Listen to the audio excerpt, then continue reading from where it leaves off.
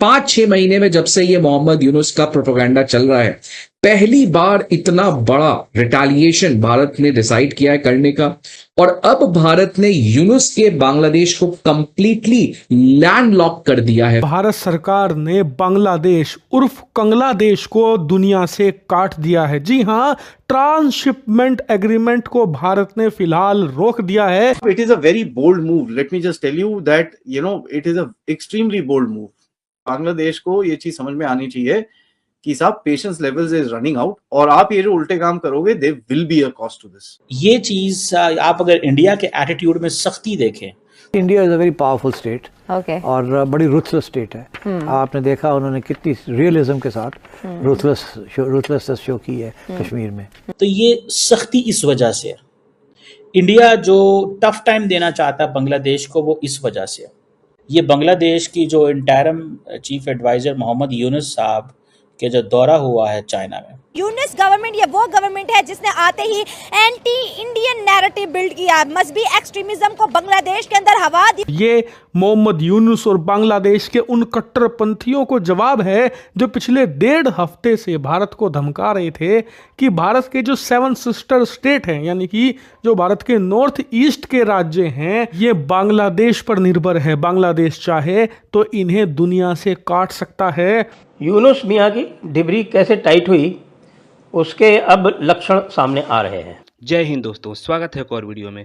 दोस्तों, भारत ने एक बहुत बड़ा कदम उठाते हुए अपने बंदरगाहों और हवाई अड्डों के माध्यम से पश्चिम एशिया, यूरोप और अन्य देशों को निर्यात के लिए बांग्लादेश को दी गई ट्रांसशिपमेंट सुविधा वापस ले ली है। केंद्रीय अप्रत्यक्ष और सीमा शुल्क बोर्ड ने मंगलवार को एक अधिसूचना जारी कर 2020 में शुरू की गई इस सुविधा को तत्काल प्रभाव से रद्द कर दिया है। यह निर्णय बांग्लादेश के अंतरिम सरकार के प्रमुख मोहम्मद यूनुस के उस बयान के बाद आया है जिसमें उन्होंने चीन के साथ आर्थिक संबंधों को बढ़ाने और भारत के पूर्वोत्तर क्षेत्र को भूमिबद्ध बताने की बात कही थी। ट्रांसशिपमेंट का मतलब एक देश से माल दूसरे देश ले जाने के लिए किसी तीसरे देश के बंदरगाह, हवाई अड्डे या परिवहन मार्ग का उपयोग करना होता है। बाप बाप होता है, भारत बाप था, है और इन बांग्लादेश का भी बाप रहेगा। हमने क्या किया, इन्होंने बोला कि चाइना को कि भैया ये सारे एरिया का जो है ना दादा, मैं तुम्हें बना देता हूँ और मैं आपको 7 सिस्टर दे दूंगा।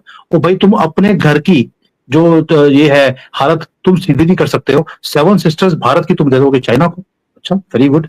अपना देश में जो है ना अराकान आर्मी जो तुम्हें अटैक कर रही है, पहले उतना बचा लो, वो बहुत बड़ी बात होगी। 7 सिस्टर की तो वो बात की बात है। अब आते हैं भारत ने क्या किया। भारत ने बोला कि तुम चाइना को बोलते हो कि सारा एक्सेस में तुम्हें दे दूंगा, कोई बात नहीं। हमने इनका जो माल जो नेपाल जाता था भारत के थ्रू, भूटान जाता था भारत के थ्रू, म्यांमार जाता था भारत के थ्रू, हमने उसको रोक दिया। और ये जो कंट्रीज हैं जहां पर इनकी मैक्सिमम एक्सपोर्ट्स भी होती हैं हमारे, अब ये जो है बांग्लादेश, अगर इसको माल बेचना है नेपाल में, म्यांमार में, भूटान में, इसको क्या करना पड़ेगा। भाई ये कहता था कि we are the kings of the ocean. अब ये शिप में अपना सामान रखेगा, वो जाएगी घूमकर चाइना में और चाइना से बाय रोड ये भेज देगा उन तीनों कंट्रीज को। कोई दिक्कत नहीं, क्योंकि तीनों का जो बॉर्डर है वो चाइना के साथ लगता है। भाई गर्लफ्रेंड भी ऐसी मिली है जो नुकसान कराएगी, अच्छी तरह से खिलाएगी पिलाएगी भी, खुद ही इसके पैसे भी खर्चवाएगी और इसको एंड में देगी भी कुछ नहीं। वो हालत हुई है इस मोहम्मद यूनुस की।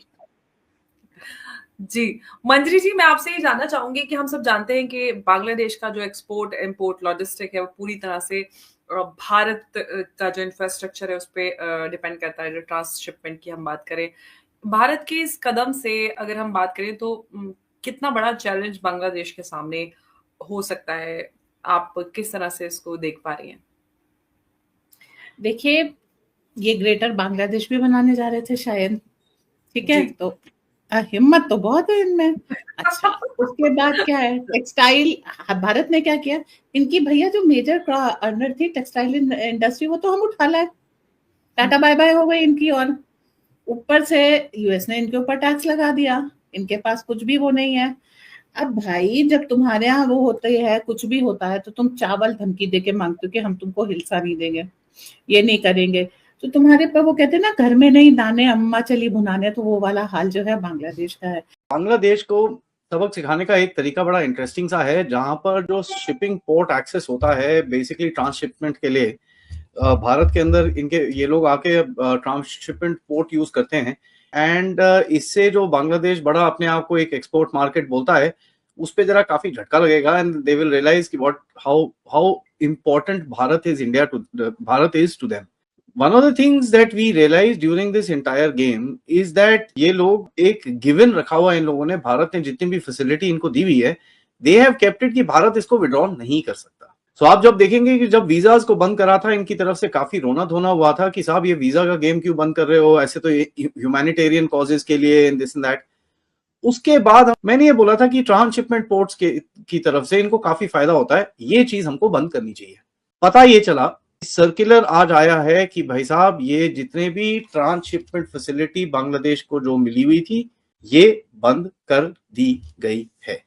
बोलते हैं थैंक यू सो मच साहब, आप अपने आप देख लो, जहां मर्जी से आप अपना सामान लेके जाना चाहते हो आप लेके जाओ, हमको कोई प्रॉब्लम नहीं है. होता क्या है कि साहब it is a very bold move. Let me just tell you that it is a extremely bold move.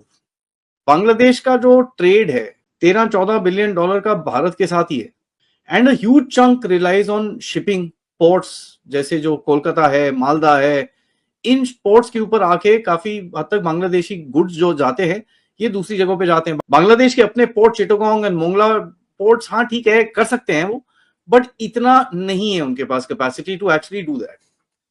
Now if we actually restrict this, जो अभी किया गया है, this is gonna be quite hard as far as these guys are concerned.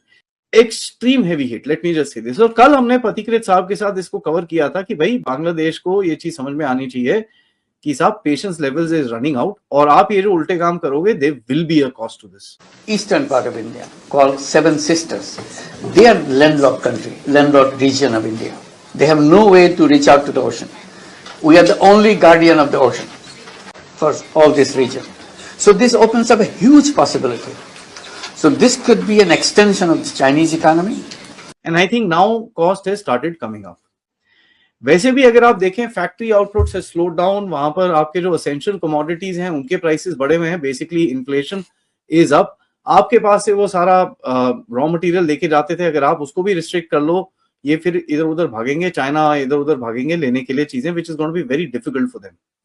Now ये चीज इनको बड़ा clearly पता होनी चाहिए कि this is going to be an extreme bad threat. And as a matter of fact एक फ्रिजिलिटी बना रखी थी दोनों देश के बीच में, उसमें भी देखिए किस तरह से मोदी साहब ने अपना पॉलिटिकल कैपिटल दांव पे लगा के जाके यूनुस से मिले. बट प्लीज अंडरस्टैंड एक लाइन एंड लेंथ है, और वो चीज तो मोदी साहब ने भी क्लियर करी है, और अजीत डोवल ने उसके बाद बड़ी क्लियर सी धमकी दी थी, यार देखो ऐसा है, we will not tolerate this and the red lines are very clear. ठीक है, उनको ये भी बोला कि भाई साहब आप ये जो पाकिस्तान और चाइना के साथ ये लोग चीजें कर रहे हो, this are inimical to India's interests, so don't think we don't know. So please understand there will be consequences of this. So don't take this lightly. ठीक है ना. रहमान की तरफ से काउंटर आया डोवल का कि नहीं नहीं नहीं ऐसा कुछ नहीं है, आप देखो नहीं नहीं ऐसा आप गलत मत समझो, हम लोग कोई फ्री हैंड किसी भी रेडिकल को किसी को फ्री हैंड नहीं दिया है. डोवल साहब ने उसको नाम पे नाम गिना के बोले हैं कि साहब लिसन, दिस इज, हमको सब पता है क्या हो रहा है.